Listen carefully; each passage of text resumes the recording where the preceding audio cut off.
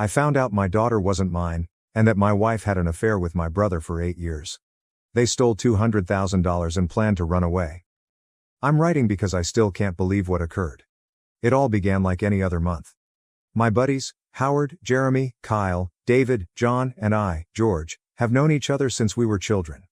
We're all in our late 30s and early 40s now. We aim to meet up once a month at my beach property. It's nothing fancy, just a comfy 2-story home that's a little weathered, but it smells like the beach, which I adore. We have an old surfboard hanging on the wall in the living room. We were all into surfing back in the day. Anyway, we all have our belongings.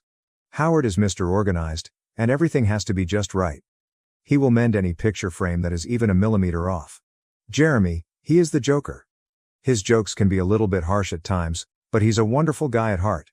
He has a scar on his arm from a fight he got into years ago, but he never talks about it. Kyle is the quiet one. He's an architect who creates stunning buildings. According to my understanding, he had a difficult upbringing, yet he grew up to be okay. David is ex-military and doesn't say much about his time and duty, but you can tell he's seen a lot. He is constructed like a brick wall. Jon always seemed to have it all. He's a successful lawyer who always dresses nicely and drives a luxury automobile. You know the type. Our get-togethers are rather predictable. We have an old playlist of music from our college years that we always play. Howard is in control of the grill, it's his nice grill, and no one else is permitted to use it. He is quite picky about his grilling. We normally just hang around, eat, drink some beer, and catch up. Howard was particularly worked up this month. He takes out his phone and shows us a photo of his son, Alan. In the picture, Alan is scowling and appears to be very angry.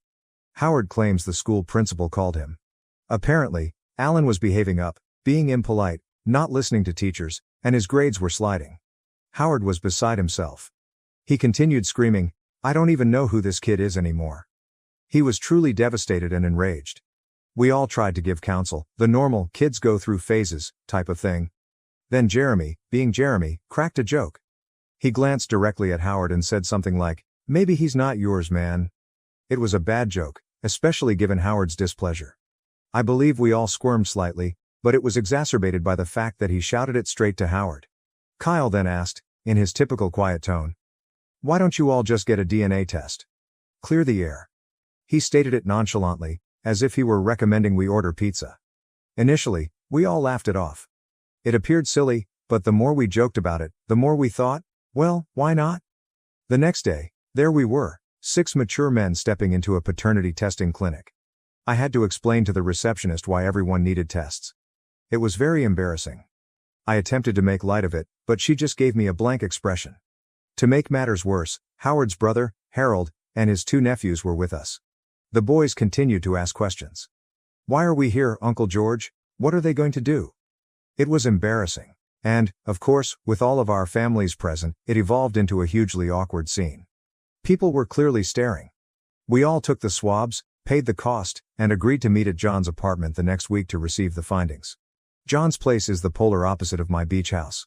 It's everything modern, minimalist, and spotless, almost too beautiful, as if nobody lives there. We sat around, attempting to make light talk, but everyone was plainly on edge. Howard took his findings first, as he was the one who initiated everything. He'd been putting on a brave face, but we all knew he was extremely concerned about Alan. The joke Jeremy told had gone under his skin more than he cared to admit. He ripped open the packet, and I watched his expression change from one of fear to one of sheer relief. 99.99%, he exhaled, leaning back into his chair. Alan was his. He even smiled a little, raking his hands through his hair and muttering about how he was going to ground that youngster for a month for causing him such stress. The other findings were as expected, but we kept looking at Jon, waiting for him to say something. He was unusually quiet, and he was clearly drinking more than he normally did. He was still standing there, and when he finally said, "Jenna isn't mine?" he pushed the paper across the table, his hand shaking so violently that he nearly knocked over his beverage. What made things worse was how Jon just stood there, staring at nothing, as if he was trying to make sense of figures that couldn't be real. He kept whispering, 25.0%, like a broken record. In some ways, everything went downhill from there. Howard, in shock, knocked over a glass, which smashed on the floor.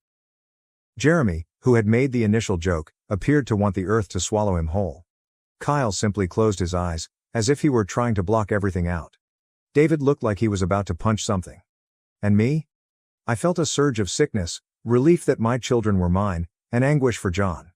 It was simply dreadful. The whole affair seemed strange. We sat for hours. The aftermath was a mess. Jon's wife, Alicia, went on the offense first. She stormed into Jon's office. I wasn't there, but I heard about it via Jon. She was yelling at him, calling him a liar, and making a big deal in front of his coworkers. It was very embarrassing for him. Then she attempted to persuade my wife, Maria, to her side. She came over to our house crying, attempting to create a story about Jon misinterpreting everything and how it was all a big mistake. However, Maria is quite sharp. She saw through Alicia's ruse quite immediately. Alicia often changed her story, contradicting herself. Maria later told me that she had gotten a horrible sense from her. Alicia's next tactic was to phone Kyle late at night. She was sobbing and virtually asking him to help her, claiming Jon was ruining her life. Kyle, being the nice soul he is, listened to her for a time, but made no promises. He informed me about it the next day, and we were all beginning to see how manipulative Alicia was. The reality emerged gradually at first. Alicia stated that her romance with Jon's brother, Steven, was a one-time occurrence, a moment of weakness. Jon naturally did not believe her.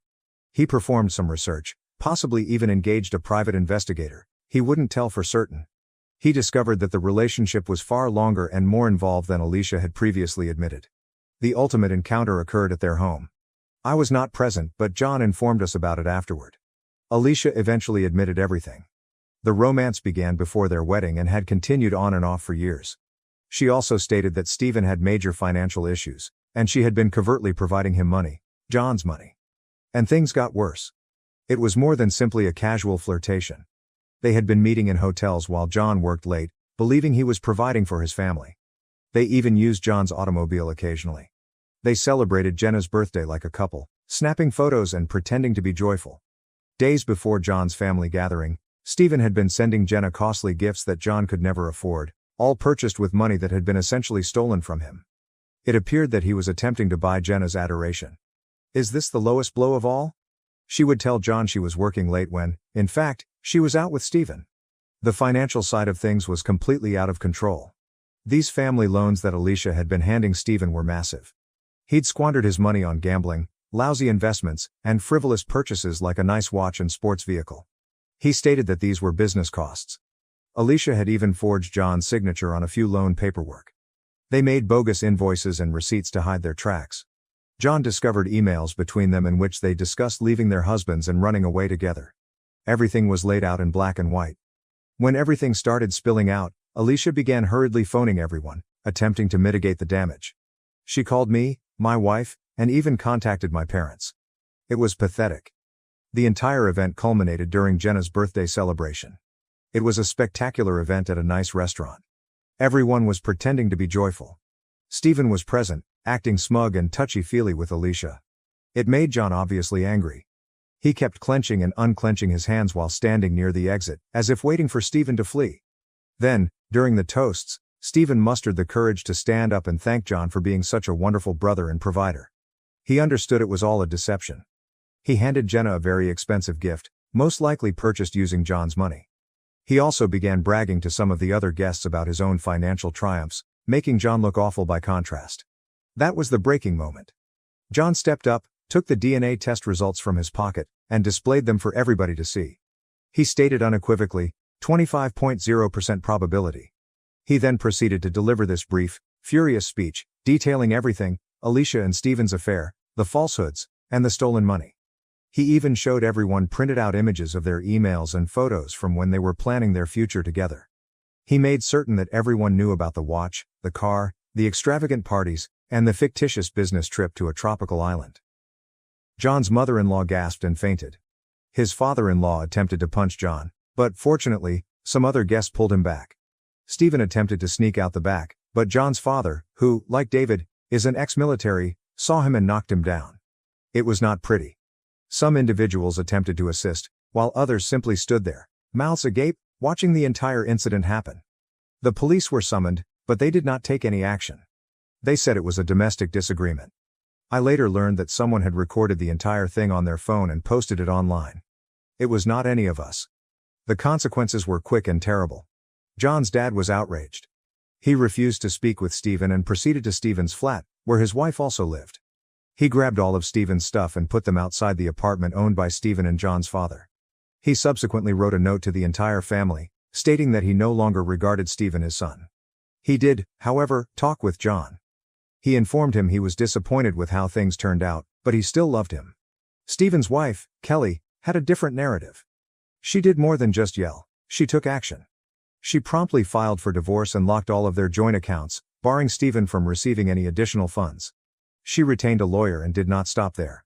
She went to Jon's house, confronted Alicia, yelled at her, and even smacked her in the face while pulling large chunks of her hair off. I do not condone violence, but I cannot say I blamed her. Kelly eventually began treatment to try to overcome the trauma. Jon, on the other hand, withdrew. He went to one of his beach houses, not mine, but it wasn't as comfortable for him as it had been previously. It seemed like a prison. He would not answer the phone. He would not see anyone. He ordered meals online and stared at the ocean for hours. He later informed me that he had dreams about the DNA test and the overall affair. He really considered selling the property and committing suicide somewhere in a distant wilderness, but he couldn't bring himself to do so, too many memories. He began drinking extensively to numb the ache. He stopped shaving and changing his clothes. He simply gave up. Meanwhile, Alicia and Steven were residing at Jon's house. Apparently, Steven moved in after getting booted out of his residence. They acted as if nothing had happened. They were seen going on shopping sprees, purchasing pricey clothing and accessories. They were even plotting their escape, working out how to get away from the disaster they had created. It was horrible. They ordered pricey takeout every night while Jon struggled to pay his debts. They had noisy parties, which bothered the neighbors. Alicia even began remodeling Jenna's room despite knowing she might have to leave at any time. And Steven, the jackass, began parking his automobiles in Jon's driveway. Jon started experiencing panic attacks. Just seeing Alicia and Steven together triggered them. He stopped caring for himself. He wasn't showering or eating properly. One day, he accidentally smashed a framed photo of Jenna. He wounded his palm badly on the broken glass, but he didn't appear to notice. That's when we, his pals, realized we needed to act. We held a meeting at my residence. Howard brought all of the bank statements and, with Jon's assistance, the fake documents. He didn't simply show us the documents, he hurled them on the table, scattering them around. He was furious. Jeremy claimed he wanted to bash Steven up. David, given his military background, even joked about making them disappear. I believe he was joking anyway. Kyle, who is usually so cool and controlled, was visibly angry. We spent hours discussing, fighting, and attempting to figure out what to do. We argued the legality and morality of it all. Howard completed some research, including landlord-tenant legislation and eviction procedures. He came up with an idea. Jeremy would be the muscle, so to speak. David devised a backup plan in case something went wrong. We even developed a code word, pineapple, to indicate that the job had been completed. I was just sitting there, Pikachu-faced, listening to everything. The next step was to get Jon out of the way and avoid unintentionally turning up until we finished what we were going to do. We didn't simply invite him over for a cookout since it would have been too suspicious. Kyle feigned to seek Jon's legal counsel on a serious property matter. Given Jon's occupation, it was a valid reason. We kept Jon engaged with food and alcohol while also keeping the conversation going, distracting him from what was truly going on. Meanwhile, the rest of us visited Jon's residence. The confrontation was fierce. Alicia instantly began playing the victim, crying and claiming we had no right to be there. Steven attempted to seem strong, but you could see fear in his eyes. We took pictures and films of everything, documenting the chaos and the fancy stuff they purchased with Jon's money. We discovered additional evidence, including images of them on secret travels and documentation indicating that they intended to buy a property together. We didn't just neatly pack their possessions when we were clearing them out. We hurled them out the window, resulting in a massive pile of garments, shoes, and whatever else we could find. Jeremy was raving at Steven, calling him every term in the book and threatening him if he ever approached Jon or Jenna again. I discovered a stockpile of valuable items that Alicia had been hiding. I flung it at her feet, saying, "Here's your blood money." Alicia began weeping hysterically, yelling, and threatening to call the police. Jeremy stepped in and gently explained her that the house was exclusively in Jon's name, that they had signed a prenuptial agreement before getting married, and that she had no legal right to be there. Howard finally got in Steven's face, forcing him up against the garage door and calling him a lowlife. Kyle and Jon waited at my beach house. I sent him the word pineapple. Finally, He informed Jon that it was time to return him to his true home. Kyle described Jon as a jumble of emotions, including rage, relief, anxiety, and remorse. He was driving wildly, speeding, slowing, and then speeding up again. He continued to murmur to himself, revisiting the last 8 years of his life in his thoughts, attempting to make sense of it all. He was scared of what this could do to Jenna. When they arrived at the house, it was quite the sight. Alicia and Steven's belongings, including clothing, furniture, and golf equipment, were strewn around the front lawn. The neighbors were outside, watching the entire event. It felt like a yard sale from hell. Alicia stood there, red-faced and enraged, yelling at Jon. She was blaming him for everything, claiming he was wrecking her life and was a horrible guy. Steven stood behind her, gazing down at the ground, as if humiliated. He didn't say anything. Jon did not even recognize them. He strolled right by them, as if they were invisible. He went into the home. It was disturbingly silent. Of course, the furniture remained, but everything else, all the small personal touches that made it their home, had vanished. It was like coming into a set model home, not the one he'd shared with his family for years. He moved from room to room, slowly taking everything in. The emptiness was the worst part. He told me later that was when it hit him. They were genuinely gone. While the turmoil erupted at Jon's house that day, Jenna was safe at her best friend's house for a playdate. Her friend's mother was one of the few parents at Jenna's school who saw through Alicia's act and was always sympathetic to Jon. She had planned this playdate knowing what was going to happen at the house, because we had told her about it. She returned perplexed. Jon needed to explain everything. "Is Uncle Steven my true father?" she asked. Jon felt nauseous. Then she asked, "Don't you love me anymore?" He broke down, telling her that nothing could ever change his feelings for her. But then Alicia returned, seized Jenna by force, and we couldn't stop her. Jon spent the first night alone. The next day, he told us he had ended up sitting on Jenna's bed, marveling at her toys and drawings. It was one of the most challenging things he'd ever done. He spent the following few weeks in his daughter's room, and it was a blur. Jon wasn't doing well. He had both good and bad days. I believe that seeing a therapist helped him. He attempted to keep himself busy by focusing on his work. He began playing his guitar again, which he hadn't done in years. He even went surfing a few times, hoping to relive part of his former life. We, his pals, supported him every step of the way. We frequently checked on him, made sure he was eating, and hauled him out of the home when necessary. The biggest worry that troubled Jon, the one he couldn't shake, was, what does Jenna think of me now? He was consumed by the dread that she blamed him, that she believed he had abandoned her. He kept wondering, does she believe I abandoned her? Will she ever forgive me for what occurred? He couldn't ask her directly just yet. He had missed her school dance presentation, which she had been practicing for months. He felt bad about it, but he didn't know how to confront her or explain why he hadn't been there. The guilt was crushing. He simply wanted to cuddle his little baby and tell her everything was fine, but he wasn't sure whether it was. He wasn't sure if he'd be okay. However, Jon could not have fought this fight alone. None of us could have handled something like this on our own, and it wasn't only the guys who rallied around Jon. Our spouses were also great. They observed how much Jon was hurting and stepped up big time. They didn't just say they were sorry, they did something. They confronted Alicia immediately. They made it clear to her that they understood exactly what she had done and would not allow her get away with it. They posed a formidable challenge. They also cared for Jon. They put together a care box for him, complete with his favorite snacks, novels, and a handwritten note from each of them expressing their support. They took turns fixing him dinner, ensuring that he ate something other than takeaway. They made sure he wasn't alone by inviting him to family gatherings and movie nights, anything to lift his spirits. They treated him like family because that is who he was. I don't think Jon expected this kind of support, and it made a significant difference.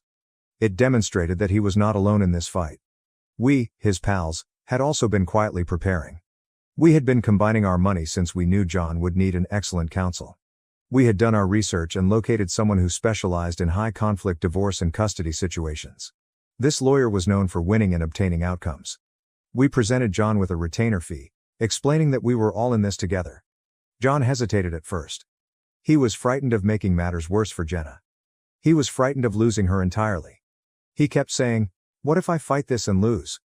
What if she ends up hating me even more?" We understood his concerns, but we refused to give up. We reminded him that being a father was about love, being present for your child, and providing a secure and nurturing environment. We told him that he needed to choose to be Jenna's father every day, no matter what. We persuaded him that he deserved to be in her life, and she deserved to be with him. Eventually, Jon consented. He was still afraid, but also determined. He was prepared to fight for Jenna. He wanted the judge to understand the truth about Alicia and Steven, including their falsehoods, manipulation, and greed. He wished to protect Jenna from them. The divorce procedure was a nightmare for Jon. The lawyer we hired predicted it would take 6 to 8 months, but it ended up taking about 18 months. Alicia battled him every step of the way. She opposed everything, including the asset distribution and custody arrangements, and even attempted to claim that the house was partially hers. It was not. Jon acquired it from his grandma before they got married. She dragged out every single meeting, misscheduled appointments, and repeatedly requested paperwork extensions. Every time we thought it was nearly done, Alicia threw another wrench in the works. She sought to imply Jon was an unfit parent because he worked too much. Rich, coming from someone who has been sneaking around with his sibling. She even attempted to use his drinking against him, despite the fact that he had only recently begun drinking frequently after learning of her betrayal. But when Jon's lawyer showed all of the fake documents to the court, things became serious quickly. Alicia falsified Jon's signature on at least 10 distinct loan documents totaling more than $200,000. The judge saw this as more than just a divorce issue. It was outright fraud. They discovered evidence that she had been moving money to Steven for years, using fictitious business invoices to conceal their activities. The district attorney became involved after Jon's lawyer provided the material. Alicia eventually faced criminal accusations for fraud and forgery. She attempted to imply that Steven had pressed her into it. She ultimately agreed to a plea deal that included 3 years of probation, obligatory financial counseling, and repayment of every dime she had stolen. The judge also limited her visitation rights with Jenna to every other weekend, during daylight hours. There were no overnight stays or trips out of state for Jenna, and all visits were overseen by a court-appointed guardian.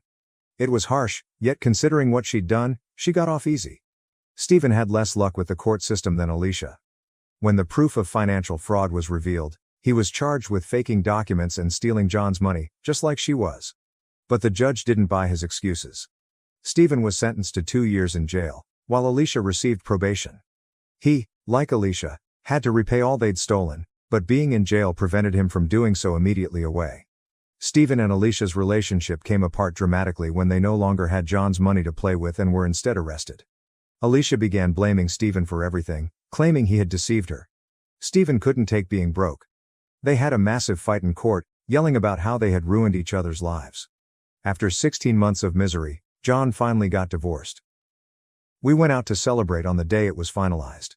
Jon did not say anything that night. He just sat there, looking fatigued and relieved. It was over. He might now begin rebuilding his life.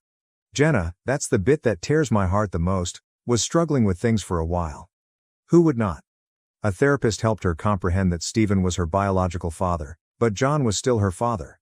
Jon told me about a conversation they had where Jenna questioned if she could still call him dad. He claimed he cried for an hour after that. She didn't want much to do with Steven, which astonished everyone but Jon. She rapidly realized that Steven had contributed to the harm of her father, the only real father she had ever known. Steven tried to give her expensive gifts during supervised visits, but she refused them. Smart youngster. She told the court-appointed supervisor that she did not want to spend any time with Steven at all. Life gradually returned to a new normal. We had one more picnic at my beach property, which served as a sort of celebration. Jon thanked us for all we had done. He made a self-deprecating joke, indicating that he was finally recuperating. He was playing with the youngsters, throwing them in the air and making them giggle. It was evident how much he enjoyed being a father. He looked at us and said, "You guys are my family." And he meant it. We were more than just friends. We were brothers. Pulled together by this strange, incredible event. If there is a moral to the story, it is that good friends will be there for you no matter what happens. Even if your life collapses, they will be there to assist you pick up the pieces. Thank you for watching. If you haven't subscribed yet, please do so and hit the notification bell to stay updated with more shocking real-life stories happening around you.